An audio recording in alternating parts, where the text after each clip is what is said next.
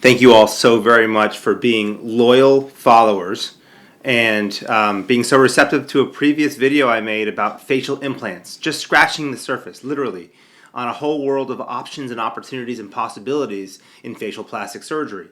So today I want to expound upon this topic because one viewer, Michael, hi Michael, asked me about gonial angle / jawline implants. And this is sort of a topic that's kind of a no man's land in our specialty, but it's not to me. And if you want to know more about jaw angle implants, stay tuned.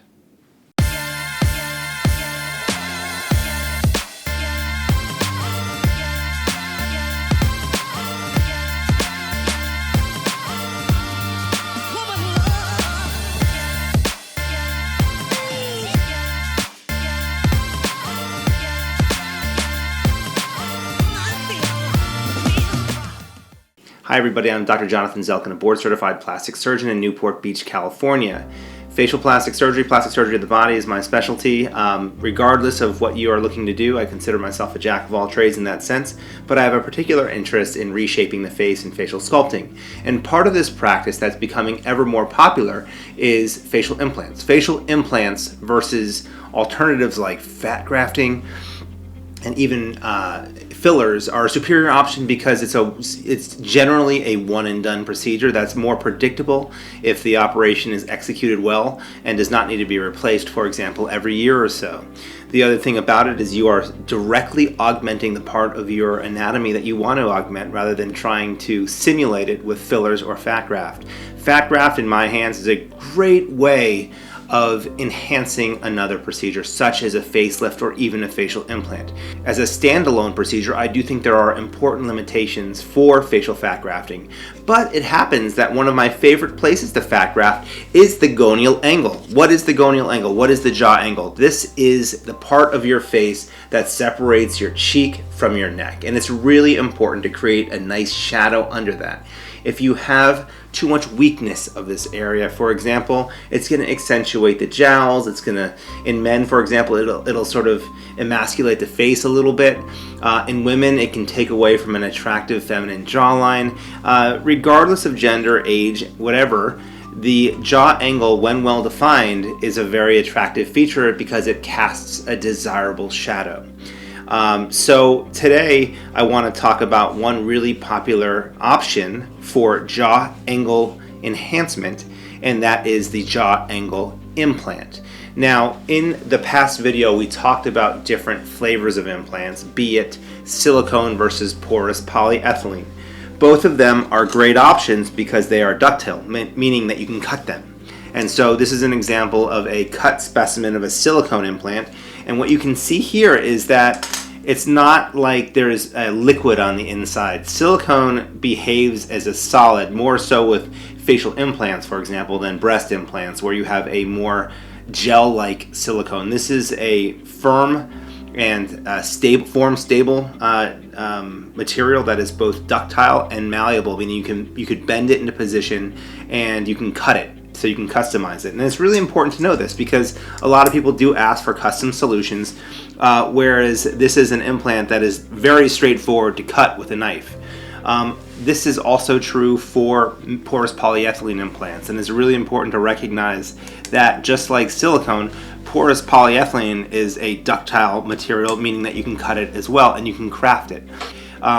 Both materials, again, are ductile, only the silicone devices are malleable. That means silicone devices can be squeezed through small spaces and potentially allow for smaller incisions, but the porous polyethylene allows for better ingrowth. In response to my previous video, Michael asked a really good question. He said, why aren't more surgeons posting material about jaw angle implants? And I think it's because not many surgeons offer this operation. Unlike chin implants or cheek implants, the jaw angle implant is a nuanced procedure that has a higher complication profile than other facial implants, be it infection, be it implant malposition, or just the desire for some sort of revision.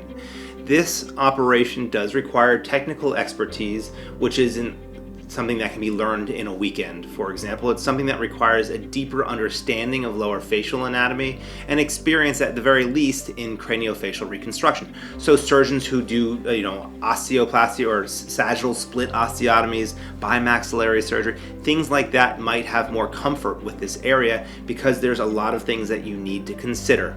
One of the first things that you need to consider is that a jaw angle is thought to look like this, and this bony spur or tubercle is what connects to the masseter muscle, and the masseter muscle is what helps you clench your jaw. And if you have a really strong masseter muscle, you're going to get some secondary overgrowth or bony outcropping of the angle of your mandible. This would be a very attractive mandibular angle, and I do see angles that flare outward, for example, in a lot of Asian patients.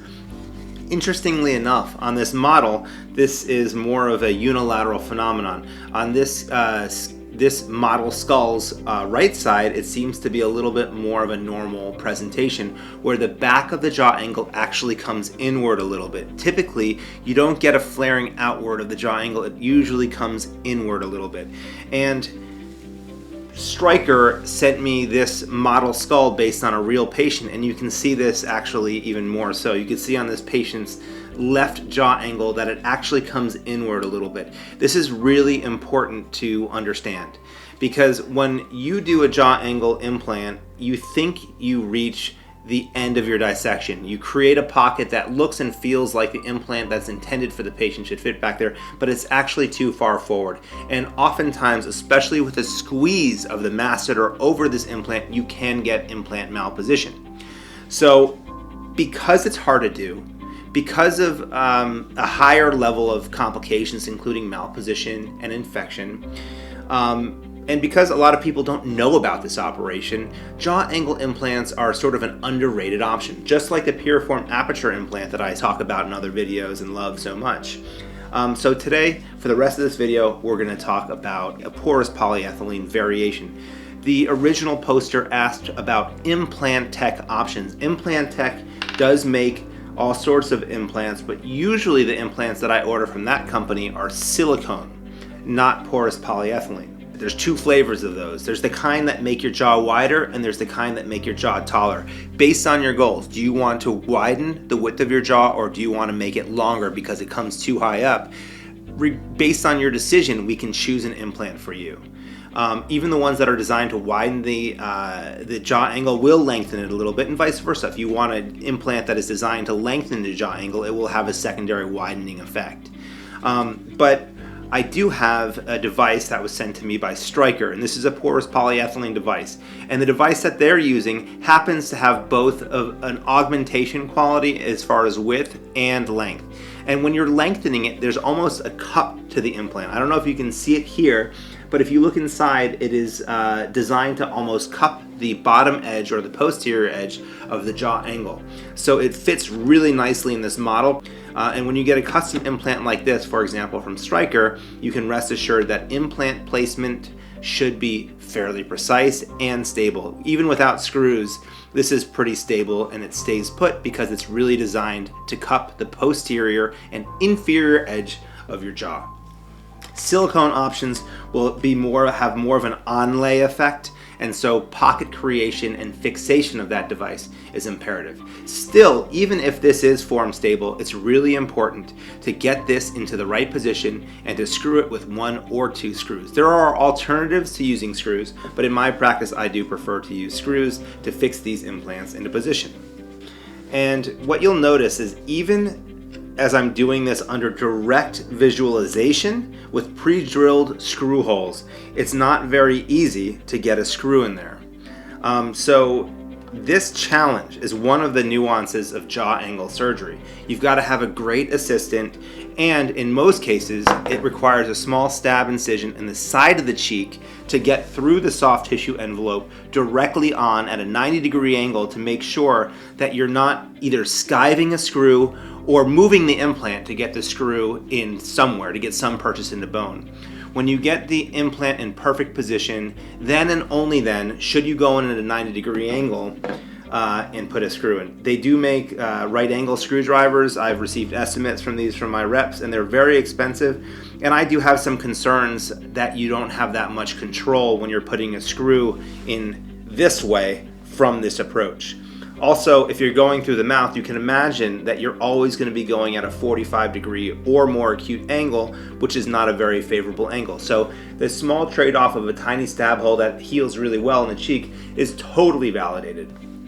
But because of the challenges of pocket development, implant placement, implant fixation, and higher risks of complications, not many surgeons do offer this procedure, especially when fillers do a pretty good job. And at least in my facelift practice, I'm pretty happy with the results of just fat grafting into there. So there's so many options available here, but because not many surgeons do this, and not many surgeons on top of that are YouTubers, and on top of that, not many patients consent to photo use. It's a combination of ingredients that makes it hard to access this information.